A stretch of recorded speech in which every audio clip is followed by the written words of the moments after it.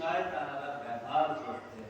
তো ইমাম আলাইহিস সালামের জন্য রুটির ব্যবস্থা করেছিল।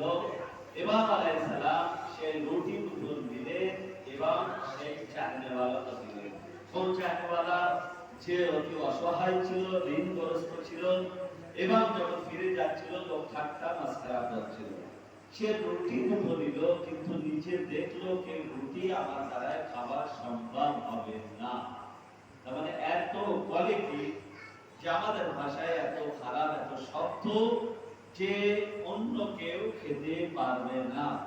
তো সে যখন বাহির হয়ে আসলো, দেখলো যে এক মাছ বিক্রেতা তার কাছে গেল এবং এই রুটিকে বদল করলো মাছের মাধ্যমে। সে বলল, মাছের কোয়ালিটি খুব একটা ভালো ছিল না।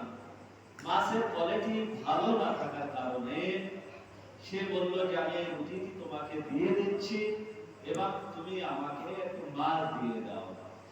এই রুটি খাবার যোগ্য ছিল না।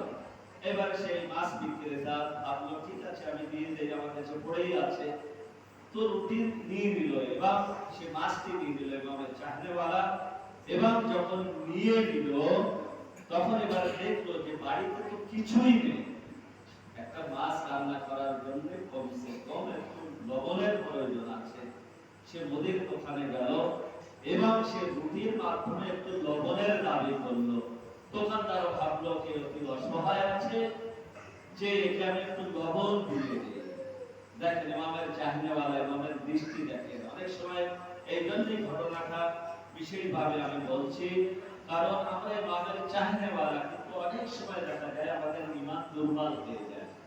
মনে করেন যে আমি আলম তুলেছি, আমি তাবুত বাইর করেছি, আমি তাজিয়া করেছি, নিজে হাতে বা আজাদারিতে অনেক খরচ করেছি, কিন্তু দেখা যাচ্ছে হঠাৎ করে আমার বাড়ি থেকে অসুস্থ হয়ে গিয়েছে। আমার সন্তান, প্রিয় ব্যক্তি, আমার মা, আমার বাবা অসুস্থ হয়েছে, তখন যে 20 দিন 22 দিন কি 10 দিন কি 10,000 টাকা খরচ করলো, তার মনে যেন একটা অন্যরকম বাতে লাগে, কি মাওলা আমার দিকে একটু চাইলো না? মাওলা আমি তোমার জন্য এতটা করেছি, কিন্তু তুমি কি আমাকে এমন এমন ভাষা অনেক সময় অন্তরে গেঁথে দেয় যেগুলো বলা উচিত না। তো ইমাম আলাইহিস সালাম দেখেন, এখান থেকে বুঝতে হবে অনেক সময় দেখা যায় যে মাওলা আমাদের থেকে পরীক্ষা নেয়। খোদাবন্দা আল্লাহ তাআলাদের ইখতিয়ার দিয়েছে যে আমাদের থেকে পরীক্ষা নেয় যে আমার চাহনেওয়ালা কতটা তার ঈমান মজবুত, আমাদের প্রতি কতটা ভালোবাসা রাখে, কতটা অন্তর থেকে চায়। ইমাম আলাইহিস সালাম তো সেই মাছ বিক্রেতা রুটি দিয়ে এবং লবণ দিয়ে বাড়িতে প্রবেশ করলেন। করার পরে মাছকে পরিষ্কার করলেন। করার পরে পরিষ্কার করতে যাবে, যখন এই দুই ব্যক্তি যে লবণ দিয়েছিল এবং রুটি, যেহেতু ইসরাফ ঠিক না, বলে কুলু ওয়াশরাবু ওয়া লা তুসরিফু, খাও পান করো কিন্তু নষ্ট করো না। আমি বলেছিলাম এখানে যে যেমন নজর অনেক সময় আমরা নষ্ট করে থাকি। তো সেই দুই বিক্রেতা নিশ্চয় তাদের জ্ঞান ছিল, তারা বলল রুটি তো আমার দ্বারা খাওয়া সম্ভব না, তাহলে এক কাজ করে মাছ গেছে কার, লবণ গেছে যা, আমি রুটি তাকে আবার ফেরত দিয়ে আসি। বেচারা গরিব ছিল, তো আমার লবণের আর ফেরত দেওয়ার দরকার নেই, মাছও দেওয়ার দরকার নেই। তো এই দুই ব্যক্তি ওখানে পৌঁছে গেল তার দরজায়, যে বলল ভাই তোমার রুটি তুমি ফেরত নিয়ে নাও, তোমার রুটি তুমি নিয়ে নাও, আর এর বদলে যে জিনিস তুমি নিয়েছিলে সেটা আর ফিরিয়ে দিতে হবে না। মাছ বিক্রেতা আরো সন্তুষ্ট হলো।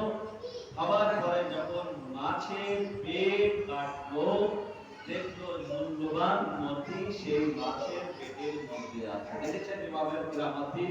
কোন ইমাম? যে ইমামের এই তাবুত আমরা রেখে দিয়েছি এখানে, যে ইমামের চাহনেওয়ালা আমরা, সেই মাছ বিক্রেতা আনন্দ, অর্থাৎ যে অসহায় ছিল ইমামের চাহনেওয়ালা, যখন এই দামি মতি দেখলো লুলু, তো তার মন